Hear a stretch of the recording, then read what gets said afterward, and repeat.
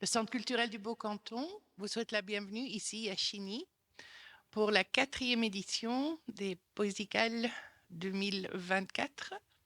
Donc, ce projet itinérant est porté par le secteur des musiques amplifiées et le service du livre de la province du Luxembourg. Et cette année, en partenariat avec Tribal Souk et le Centre culturel, on a donc invité plein d'associations et artistes locaux à s'approprier le recueil poétique de Jacinthe Mazzochetti, publié au Chat polaire et illustré par Elena da Silva Casquillo. Donc voilà, on va passer un bon moment ensemble. Et donc, je cède la parole à mes collègues de la province. Merci d'être venus. Merci Catherine et merci au Centre culturel du Beau-Canton pour son accueil. Alors un très court mot de présentation, je m'appelle Benoît Nivelet, je travaille à la province de Luxembourg au service culture et sport, secteur musique amplifiée, donc je m'occupe de tout ce qui est musique, on va dire rock dans la province.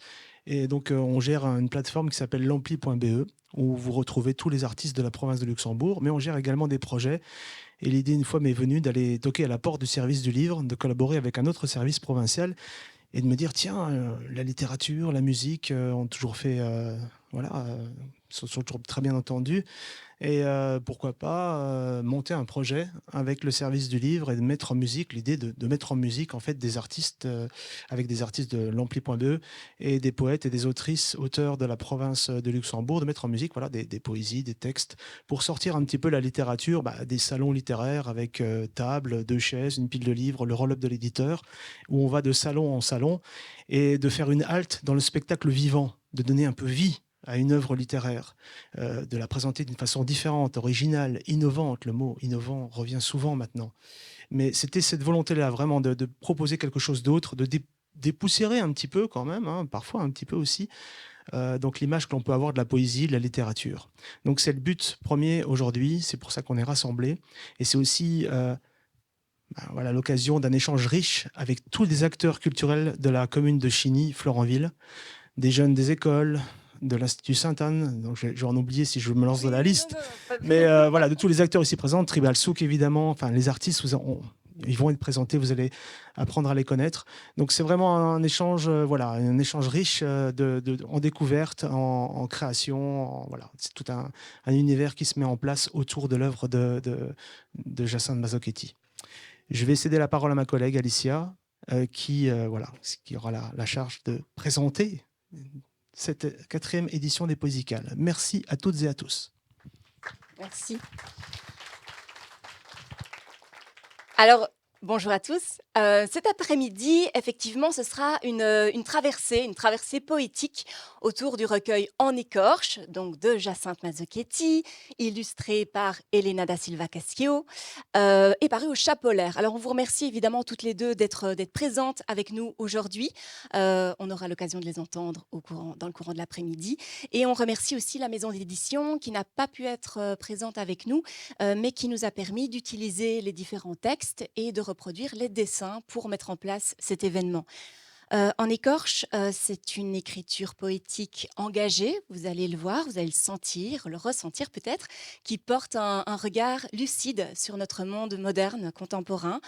Et c'est donc cet ouvrage qui aura servi de matériau à des artistes, à des élèves, à des partenaires locaux pour des explorations artistiques qui sont très variées et que vous allez découvrir avec nous cet après-midi.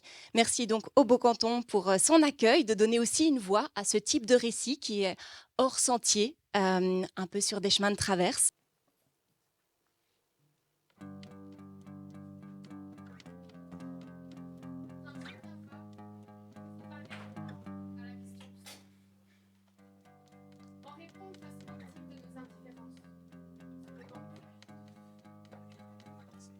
Que faisiez-vous assis dans votre salon pendant que cette femme, un enfant emmitouflé, était mise à la rue par des policiers? Quelles seront vos pitoyables excuses quand elle vous regardera droit dans les yeux? Des yeux secs, qui ne clignent ni de peur, ni de vie. Quand elle vous regardera avec la force de celle qui a perdu son enfant, assassinée de faim, de froid, Assassiné de nos têtes qui se détournent, de nos mots qui salissent. Quel avocat, un tant soit peu honnête, prendra votre défense, sachant malgré les liasses sorties de dessous vos matelas, le procès perdu d'avance. Un jour viendra, il nous faudra répondre à la question du sens. Répondre. Où étiez-vous lorsque cet homme, debout malgré la torture, lorsque cet homme luttait pour un dernier instant de vie fière, debout malgré la traversée des déserts, malgré le naufrage qui le jeta au pied de nos frontières? Droit sur son chemin, malgré les cadavres sans éblouir. Impossible deuil, impossible salut.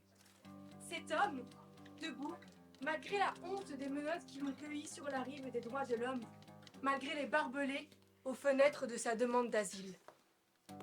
Où étiez-vous lorsque cet homme, menotté, encore, les mains et les pieds, quand cet homme était assis de force dans l'avion qui le rendrait à ses bourreaux? Un jour viendra où il nous faudra répondre à la question du sens. En réponse, face à nos enfants qui peineront à nous reconnaître, honteux de ce que nous avons été, meurtris face à ce que nous aurions pu être. Il ne nous sera pas possible alors de nous retrancher derrière l'ignorance. Il ne nous sera pas possible de dire que nous ne savions pas, que souffle le vent, que tourne la chance. Lequel d'entre nous pourra, tête haute, soutenir ce regard-là?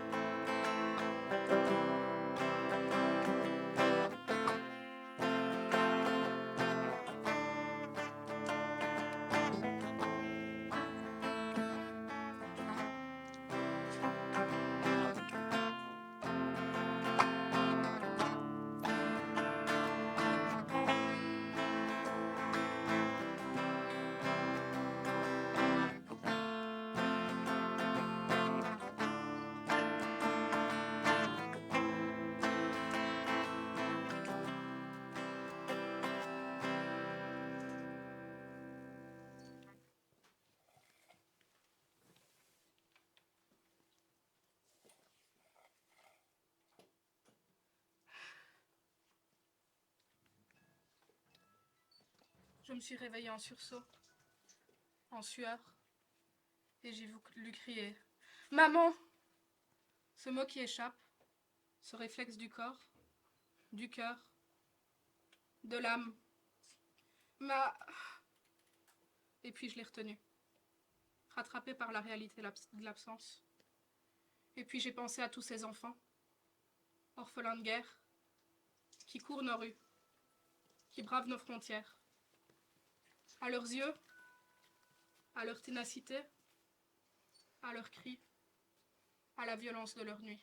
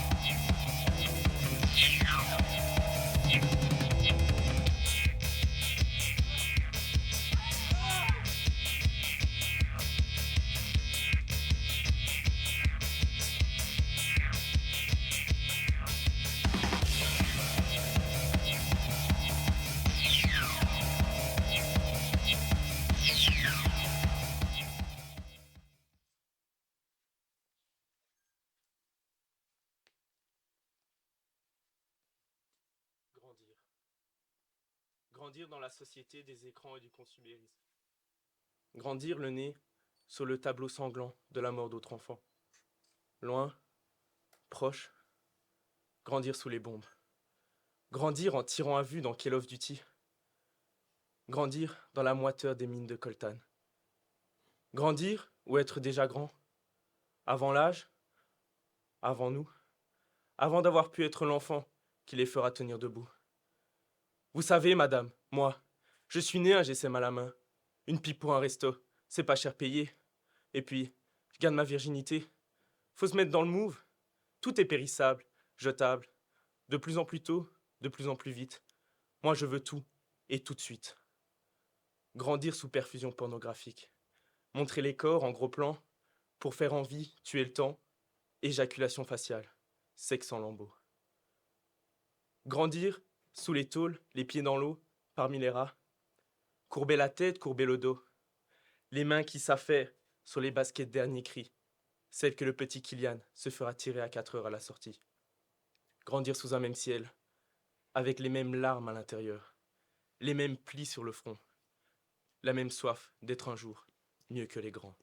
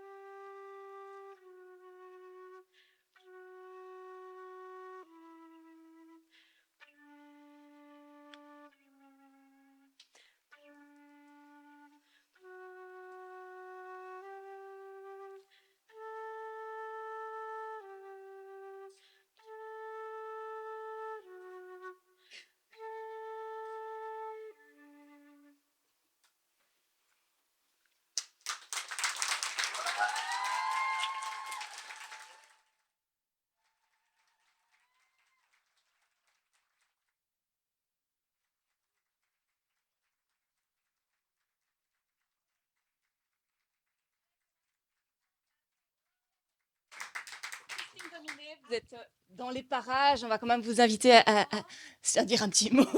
Vous êtes fiers de vos élèves, hein? Je suis surtout très très émue parce que voilà, je trouve que mes élèves sont très beaux sur scène, personnellement, et que voilà, c'est des problématiques qui me touchent en tant que prof et en tant que maman aussi, le fait de grandir, laisser nos enfants devant des écrans qui collent pas vraiment avec l'image que moi j'ai de l'enfance. Voilà, c'est un texte que j'ai particulièrement apprécié dans le recueil. Qui est un petit peu fort au niveau des mots utilisés. Et donc, on a choisi de faire aussi des gestes forts pour le mettre en valeur. Mais c'est très très réussi en tout cas. Et comment vous avez sélectionné les 3 textes et ces 8 élèves alors, puisque j'imagine que c'est pas une classe complète? Non, alors moi j'ai présenté le recueil à tous mes élèves, donc tous les 4e, les 5e je les ai pas, mais je leur ai présenté le temps de midi, et les rétos.